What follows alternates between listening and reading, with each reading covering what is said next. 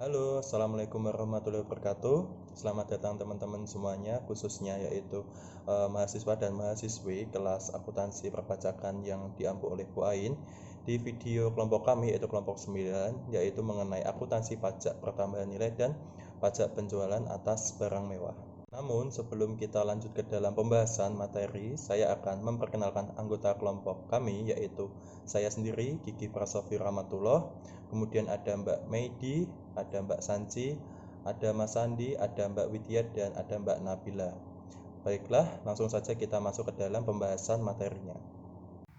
Perkenalkan, saya Meidi Cesaria Putri, NIM 72114181214. Di sini saya akan menjelaskan tentang sejarah dari Undang-Undang Perpajakan, yaitu pajak pertambahan nilai atau PPN dan pajak penjualan atas barang mewah atau PPNBM.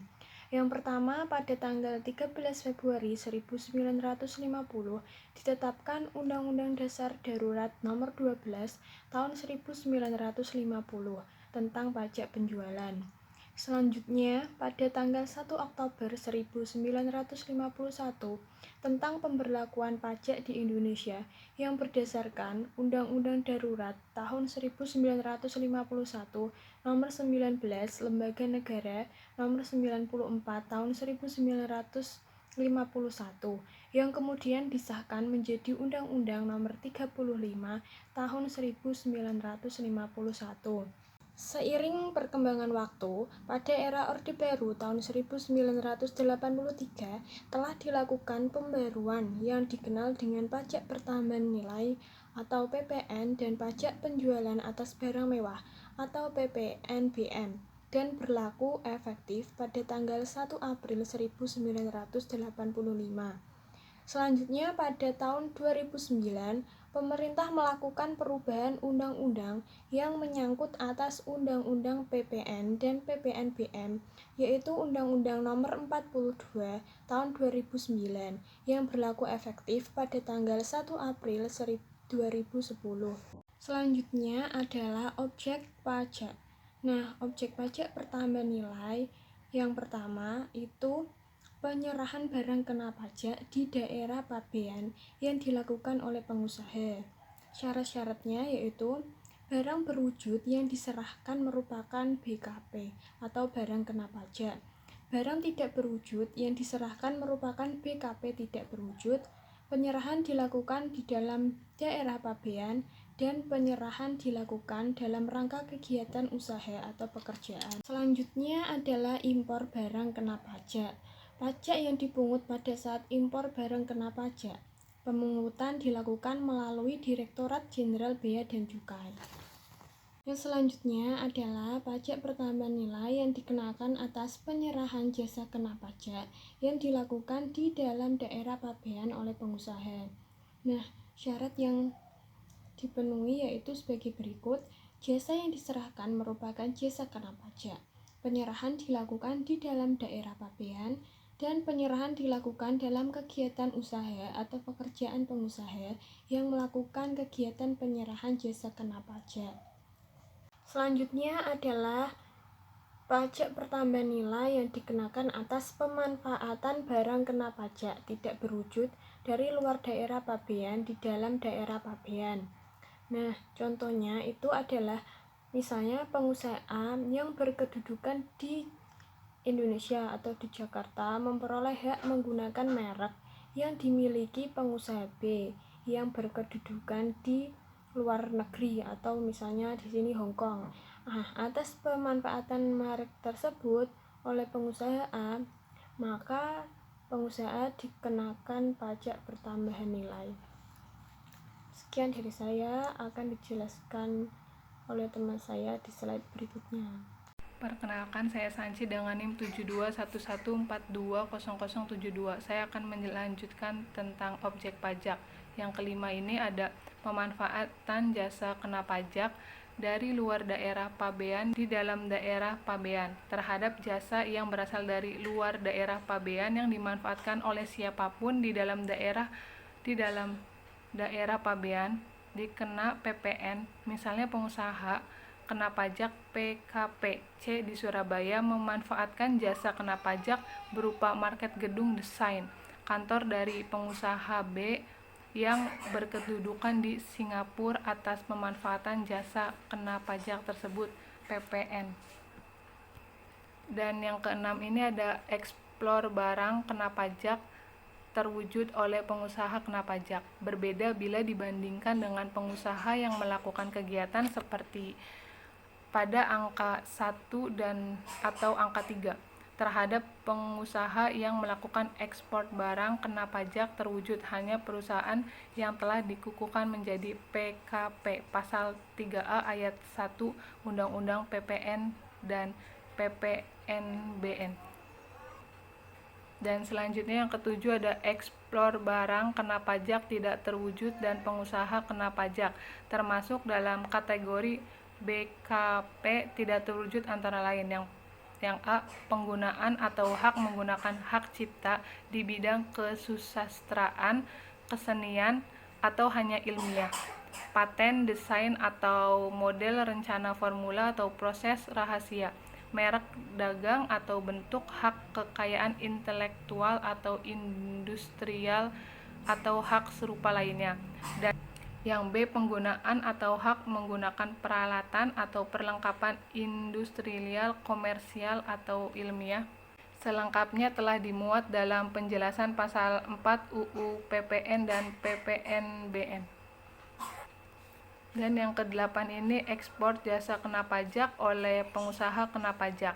Pengertian ekspor jasa kena pajak adalah penyerahan jasa kepada pajak dari dalam daerah pabean ke luar daerah pabean oleh pengusaha kena pajak yang menghasilkan dan melakukan ekspor BKB terwujud atas dasar pesanan atau permintaan dan atas petunjuk dari pemesan di luar daerah pabean. Batas kegiatan dari jenis JKP yang atas ekspornya dikenai PPN diatur dengan peraturan Kementerian Keuangan. Selanjutnya ada objek pajak barang kena pajak. BKP adalah barang terwujud yang menurut sifat dan hukumnya dapat berupa barang bergerak atau barang tidak bergerak. Dan barang yang tidak terwujud yang dikenakan pajak berdasarkan UU PPN dan PPNBN. Dari uraian tersebut bahwa PKB dipersyaratkan yang pertama barang berwujud atau barang tidak berwujud, merek dagang, hak paten, hak cipta, dan lain-lain. Dan yang kedua dikenakan pajak berdasarkan UU PPN. Selanjutnya ada barang kena pajak dalam pasal 4A UU PPN yang memberikan peluang pengaturan tentang jenis-jenis barang yang tidak dikenakan PPN adalah yang pertama, barang hasil pertambangan atau hasil diambil langsung dari sumber jenisnya seperti minyak mentah, gas bumi, pasir dan kerikil, biji besi, timah, dan biji emas. Yang kedua, barang-barang kebutuhan pokok yang sangat dibutuhkan oleh rakyat banyak seperti beras dan gabah, jagung, sagu, kedelai, garam baik yang beriodium maupun yang tidak beriodium. Yang ketiga ini ada makanan dan minuman yang disajikan di hotel, restoran, rumah makan, warung, dan sejenisnya. Perkenalkan, nama saya Muhammad Jadi Satrio, NIM 7211420085. Di sini saya akan melanjutkan presentasi sebelumnya. Perubahan dalam Undang-Undang HPP. Pokok perubahan pasal 4A ayat 2 huruf A dan B. Barang tidak kena PPN, tidak termasuk barang tidak kena PPN atau termasuk barang kena pajak. Yang pertama ada barang kebutuhan pokok yang sangat dibutuhkan oleh rakyat banyak, huruf A dihapus. Dan barang hasil pertambangan atau hasil pengeboran yang diambil langsung dari sumbernya, tidak termasuk hasil pertambangan batu bara. Dengan perubahan huruf B dihapus. Aturan sebelumnya, barang kebutuhan pokok dan barang hasil pertambangan atau hasil pengeboran yang diambil langsung dari sumbernya tidak termasuk hasil pertambangan batu bara termasuk non-BKP atau tidak termasuk barang kena pajak. Barang X non-BKP atau kebutuhan pokok diberikan fasilitas dibebaskan dari pengenaan PPN yang diberikan secara selektif dan terbatas. Selanjutnya, perubahan dalam Undang-Undang HPP pokok perubahan pasal 4A ayat 2 huruf C dan D. Barang tidak kena PPN, termasuk barang tidak kena PPN atau atau non-BKP. Makanan dan minuman yang disajikan di hotel, restoran, rumah makan, warung, dan sejenisnya, meliputi makanan dan minuman baik yang dikonsumsi di tempat maupun tidak, termasuk makanan dan minuman yang diserahkan oleh usaha jasa boga atau catering, termasuk objek PDRT atau pajak daerah dan retribusi daerah, yang merupakan pungutan oleh daerah yang menjadi salah satu hak daerah dalam menyelenggarakan otonomi daerah. Yang kedua ada uang, emas, batangan untuk kepentingan cadangan devisa negara dan surat berharga. Emas batangan non-BKP hanya untuk kepentingan cadangan devisa negara. Aturan sebelumnya mengatur tidak terdapat penegasan di pengaturan sebelumnya bahwa makanan dan minuman yang disajikan di hotel, restoran, rumah makan, warung, dan sejenisnya, termasuk makanan dan minuman yang diserahkan oleh usaha jasa boga atau catering yang tidak kena PPN, yakni objek PDRT. Seluruh emas batangan merupakan non-BKP. Selanjutnya, objek pajak jasa kena pajak. JKP adalah setiap kegiatan pelayanan berdasarkan surat perikatan atau perbuatan hukum yang menyebabkan suatu barang atau fasilitas atau kemudahan atau hak tersedia untuk dipakai, termasuk jasa yang dilakukan untuk menghasilkan barang karena pesanan atau permintaan dengan bahan dan atas petunjuk dari pemesan, yang dikenakan pajak berdasarkan Undang-Undang PPN dan PPNBM. Selanjutnya, perubahan dalam Undang-Undang HPP, pokok perubahan pasal 4A ayat 3 huruf A, B, C, D, E, G, I, J, K, O, dan P. Jasa tidak kena PPN. Tidak termasuk jasa tidak kena PPN atau termasuk JKP, jasa kena pajak. Ada jasa pelayanan kesehatan medik, jasa pelayanan sosial, jasa pengiriman surat dengan perangko, jasa keuangan, jasa asuransi, jasa pendidikan, jasa penyiaran yang tidak bersifat iklan, jasa angkutan umum di darat dan di air, serta jasa angkutan udara dalam negeri yang menjadi bagian yang tidak terpisahkan dari jasa angkutan udara luar negeri, jasa tenaga kerja, jasa telepon umum dengan menggunakan uang logam, dan jasa pengiriman uang dengan whistle post. Aturan sebelumnya, semua jenis jasa tersebut merupakan non-JKP. Jasa X non-JKP diberikan fasilitas tidak dipungut atau dibebaskan dari pengenaan PPN, yang diberikan secara selektif dan terbatas. Selanjutnya, perubahan dalam Undang-Undang HPP, pokok perubahan pasal 4A ayat 3 huruf F, H, L, M, N, dan K. Jasa tidak kena PPN, termasuk jasa tidak kena PPN. Ada jasa keagamaan, jasa yang disediakan oleh pemerintah dalam rangka menjalankan pemerintahan secara umum, meliputi semua jenis jasa sehubungan dengan kegiatan pelayanan yang hanya dapat dilakukan oleh pemerintah sesuai dengan kewenangannya berdasarkan peraturan perundang-undangan, dan jasa tersebut tidak dapat disediakan oleh bentuk usaha lain. Kemudian jasa tidak kena PPN yang termasuk objek PDRT, ada jasa kesenian dan hiburan, jasa perhotelan, jasa penyediaan tempat parkir, dan jasa boga atau catering. Aturan sebelumnya mengatur jasa keagamaan non-JKP tidak mengalami perubahan. Seluruh jasa yang disediakan oleh pemerintah dalam rangka menjalankan pemerintahan secara umum merupakan non-JKP. Tidak terdapat penegasan di pengaturan sebelumnya bahwa jasa kesenian dan hiburan, jasa perhotelan, jasa penyediaan tempat parkir, dan jasa boga atau catering yang tidak kena PPN, yakni objek PDRT. Pengaturan ini dimaksudkan untuk perluasan basis PPN dengan tetap mempertimbangkan asas keadilan, asas kemanfaatan khususnya dalam memajukan kesejahteraan umum, dan asas kepentingan sosial. Tujuan kebijakan ini yaitu optimalisasi penerimaan negara dengan tetap mewujudkan sistem perpajakan yang berkeadilan dan berkepastian hukum. Materi selanjutnya akan dijelaskan oleh rekan saya. Perkenalkan, nama saya Wijaya Indrapsari dengan NIM 7211420087. Di sini saya akan melanjutkan penjelasan dari rekan saya mengenai pajak penjualan atas barang mewah.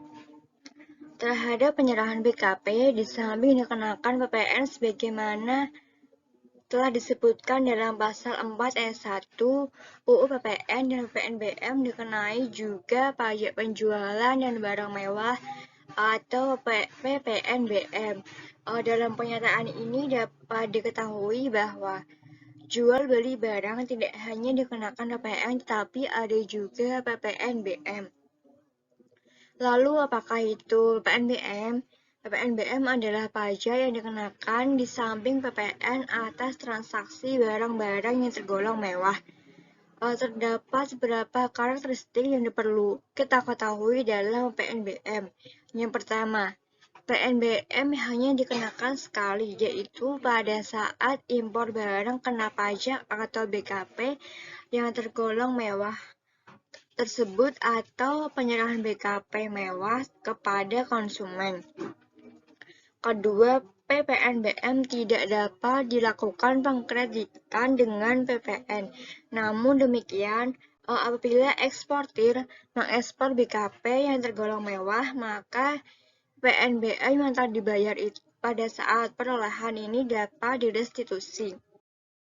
Pembahasan selanjutnya mengenai objek pajak penjualan atas barang mewah. Di sini disebutkan yang termasuk objek pajak penjualan atas barang mewah yaitu pertama, penyerahan BKP yang tergolong mewah yang dilakukan oleh pengusaha yang menghasilkan barang tersebut di dalam daerah pabean dalam kegiatan usaha atau pekerjaannya. Dan kedua, impor BKP atas yang tergolong barang mewah. Kemudian mengenai tarif PPN dan PPNBM. Yang pertama, tarif PPN. Pada umumnya tarif PPN sebesar 10%, sedangkan untuk tarif PPN atas ekspor BKP sebesar 10%, dengan beberapa pertimbangan perkembangan ekonomi dan atau peningkatan kebutuhan dana pembangunan atas dasar kewenangan pemerintah dapat mengubah tarif PPN menjadi paling kecil yaitu 5% dan paling tinggi 15%. Kemudian untuk tarif PNBM yang pertama, tarif PNBM ini berkisar paling rendah yaitu 10% dan paling tinggi 200%. Hal ini bertujuan agar konsumsi barang yang tergolong mewah ini dapat dikendalikan, serta pemerintah juga dapat melindungi produsen dalam negeri dari serbuan impor barang mewah. Kedua, atas ekspor BKP yang tergolong mewah dikenai pajak dengan tarif 0%. Selanjutnya ada dasar pengenaan pajak. Untuk menghitung besarnya pajak yang terutang, diperlukan adanya dasar pengenaan pajak atau DPP. DPP sendiri yaitu nilai uang berupa jumlah harga jual, penggantian nilai impor atau nilai lain yang ditetapkan dengan keputusan Menteri Keuangan yang dijadikan sebagai dasar untuk menghitung pajak yang terutang. Jenis dari dasar pengenaan pajak sendiri yang pertama harga jual. Harga jual yaitu nilai berupa uang termasuk semua biaya yang diminta atau seharusnya diminta oleh penjual karena penyerahan BKP. Tidak termasuk PPN yang dipungut menurut Undang-Undang PPN dan potongan harga yang dicantumkan dalam faktur pajak. Kedua, penggantian ini adalah nilai berupa uang termasuk semua biaya yang diminta atau seharusnya diminta oleh pemberi jasa karena penyerahan jasa kena pajak. Tidak termasuk PPN yang dimungut menurut UU PPN dan potongan harga yang dicantumkan dalam faktur pajak. Biaya ini diantara lain yaitu ada biaya pengangkutan, biaya asuransi, biaya bantuan teknik, biaya pemeliharaan, biaya pengiriman, dan biaya asuransi. Kemudian ada nilai ekspor yaitu nilai berupa uang termasuk semua biaya yang diminta atau seharusnya diminta oleh eksportir. Kemudian ada nilai impor. Nilai impor adalah nilai berupa uang yang menjadi dasar perhitungan biaya masuk ditambah pungutan lainnya yang dikenakan pajak berdasarkan ketentuan perundang-undangan pabean untuk impor barang kena pajak. Tidak termasuk PPN yang dipungut menurut Undang-Undang PPN. Pembahasan selanjutnya mengenai perubahan dalam UU HPP. Untuk pokok perubahannya ini terdapat pada pasal 7 ayat 1, ayat 3, dan penambahan pada ayat 4. Mengenai tarif PPN, di mana dalam RUU HPP disebutkan bahwa mulai 1 April 2022, tarif PPN menjadi sebesar 11% dan akan menjadi 12% yang berlaku paling lambat 1 Januari 2025. Sedangkan dalam pengaturan sebelumnya disebutkan bahwa tarif pajak pertambahan nilainya itu sebesar 10%. Kemudian dalam pengaturan sebelumnya juga disebutkan bahwa Perubahan tarif diatur dengan PP tanpa melalui pembahasan dan kesepakatan dengan DPR, di mana ini mengalami perubahan pada ayat 3 dan penambahan ayat 4 yang menyebutkan bahwa dalam RUU perubahan tarif PPN diatur dengan PP setelah disampaikan oleh pemerintah kepada DPR RI untuk dibahas dan disepakati dalam penyusunan rancangan anggaran pendapatan dan belanja negara. Perubahan selanjutnya pada pasal 7 ayat 2, di mana dalam aturan sebelumnya menyebutkan bahwa pajak pertambahan nilai adalah pajak yang dikenakan atas konsumsi barang kena pajak di dalam daerah pabean.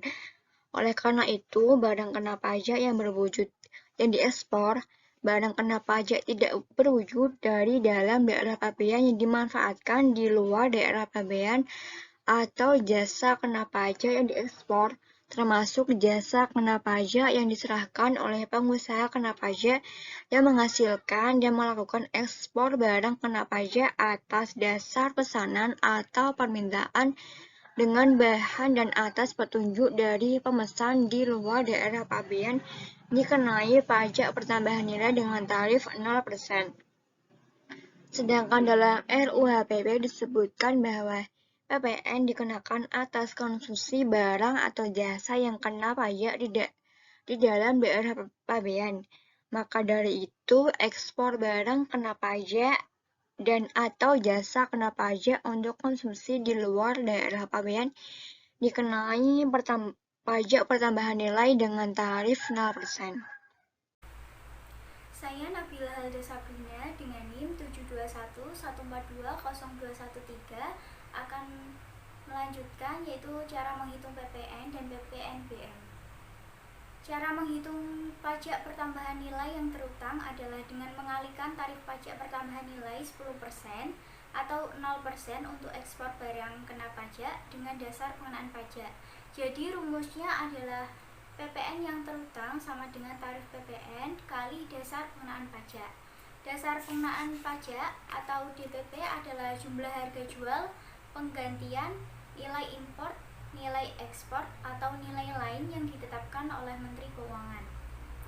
Pajak pertambahan nilai yang terutang ini merupakan pajak keluaran yang dipungut oleh pengusaha kena pajak. Bagi pengusaha kena pajak, pembeli merupakan pajak masukan. Kesimpulannya, pajak keluaran merupakan penjual dan pajak masukan merupakan pembeli. Selanjutnya yaitu menghitung PPN dan PPNBM dalam satu transaksi. PT 123 mengimpor air conditioner sebanyak 2000 unit dari Jepang dengan harga impor chief $500 per unit. Atas impor AC terutang bea masuk 50%, kurs berdasarkan KMK adalah 12.000 per $1. Perhitungannya sebagai berikut. Chief 2000 kali $500 kali 12.000 sama dengan 12 miliar.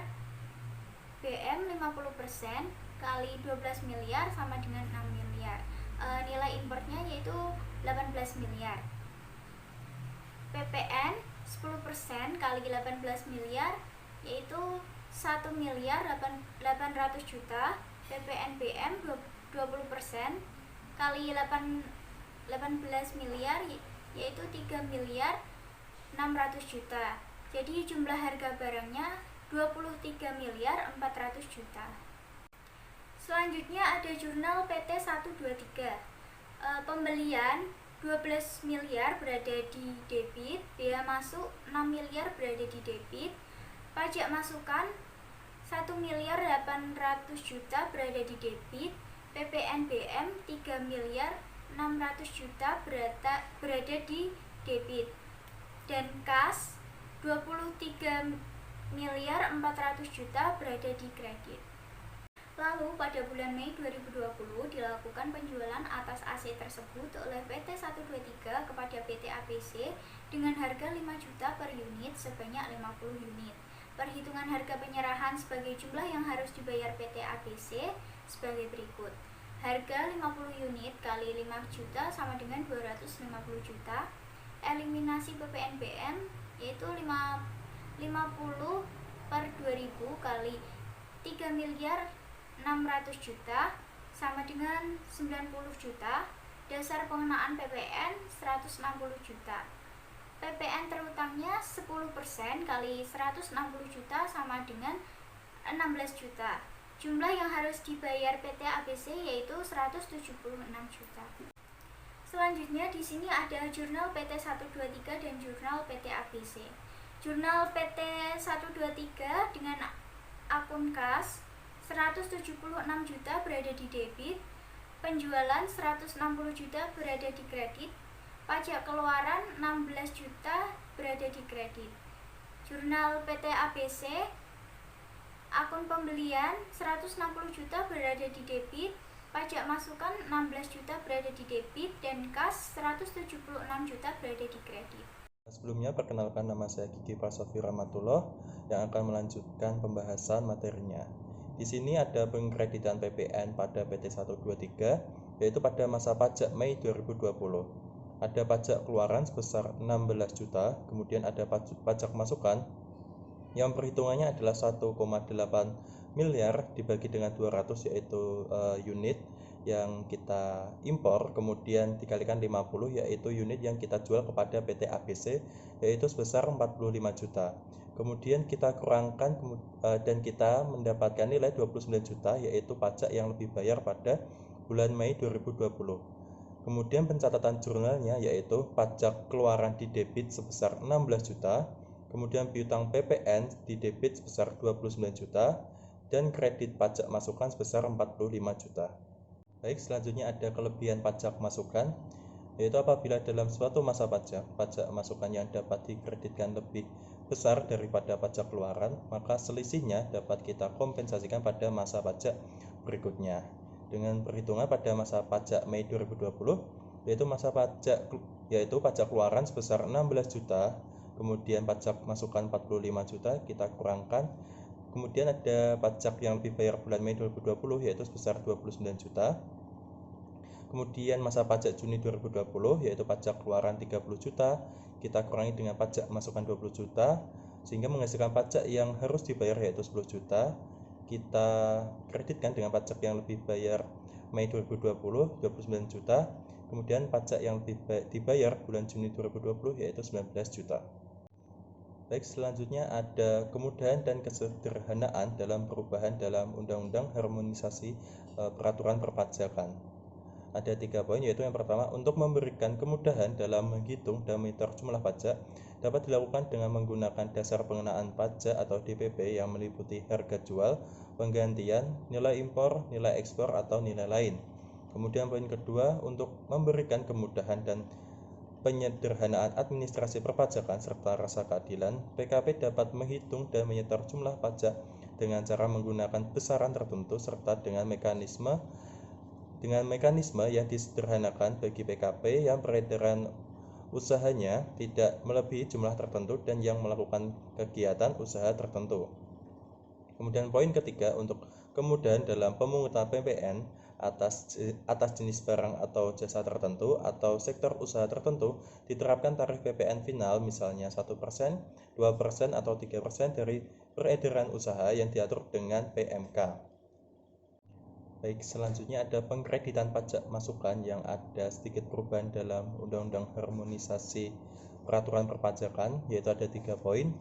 Yang pertama, apabila dalam suatu masa pajak PKP melakukan penyerahan yang terutang pajak dan PM yang dapat dikreditkan, dan juga melakukan penyerahan terutang pajak dan PM yang berkenaan dengan penyerahan tidak dapat dikreditkan, maka apabila bagian penyerahan yang terutang pajak dan PM yang dapat dikreditkan dapat diketahui dengan pasti dari pembuktiannya, jumlah PM yang dikreditkan merupakan PM yang berkenaan dengan penyerahan yang terutang pajak dan PM-nya dapat dikreditkan.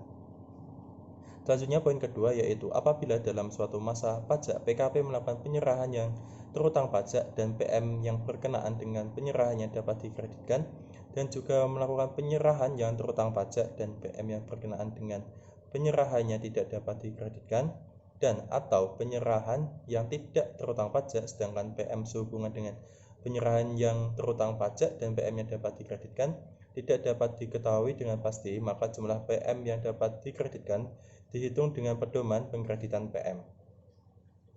Kemudian poin yang ketiga, pengkreditan pajak masukan tidak dapat diberlakukan bagi pengeluaran untuk perolehan VKP atau JKP yang tidak mempunyai hubungan langsung dengan kegiatan usaha. Baik, selanjutnya ada perubahan dalam Undang-Undang Harmonisasi Peraturan Perpajakan yang terakhir, yaitu mengenai pendelegasian wewenang. Ada 2 poin penting di sini, yaitu yang pertama adalah menghapus pasal 8A ayat 2, pasal 9 ayat 4D, dan pasal 9 ayat 13, kemudian mengatur pendelegasian wewenang bagi ketentuan pada pasal 9A. Selanjutnya ada ketentuan lebih lanjut mengenai poin A, yaitu nilai lain sebagaimana dimaksud dalam pasal 8 ayat 1.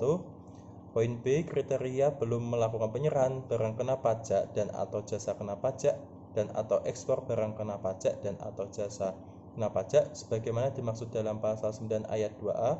Poin C, penghitungan dan tata cara pengembalian kelebihan pajak masukan sebagaimana dimaksud dalam pasal 9 ayat 4C. Selanjutnya poin D, pengusaha kena pajak berisiko rendah yang diberikan pengembalian pendahuluan kelebihan pajak sebagaimana dimaksud dalam pasal 9 ayat 4C. Kemudian poin E, pedoman pengkreditan pajak masukan sebagaimana dimaksud dalam pasal 9 ayat 6. Kemudian poin F, penentuan sektor usaha tertentu sebagaimana dimaksud dalam pasal 9 ayat 6C. Kemudian poin G, pembayaran kembali pajak masukan sebagaimana dimaksud dalam pasal 9 ayat 6E huruf A. Poin H, pengkreditan pajak masukan sebagaimana dimaksud dalam pasal 9 ayat 9A, ayat 9B, dan ayat 9C. Kemudian poin I, jumlah peredaran usaha tertentu, jenis kegiatan usaha tertentu, jenis barang kena pajak tertentu, jenis jasa kena pajak tertentu, dan besaran pajak pertambahan nilai yang dipungut dan disetor sebagaimana dimaksud dalam pasal 9A ayat 1 diatur dalam peraturan Menteri Keuangan. Baiklah, sekian video presentasi kelompok kami mengenai akuntansi pajak atas PPN dan PPNBM. Kurang lebihnya kami mohon maaf, dan juga terima kasih buat teman-teman semua yang sudah menonton dan menyimak video kami sampai selesai. Sekian, terima kasih. Wassalamualaikum warahmatullahi wabarakatuh.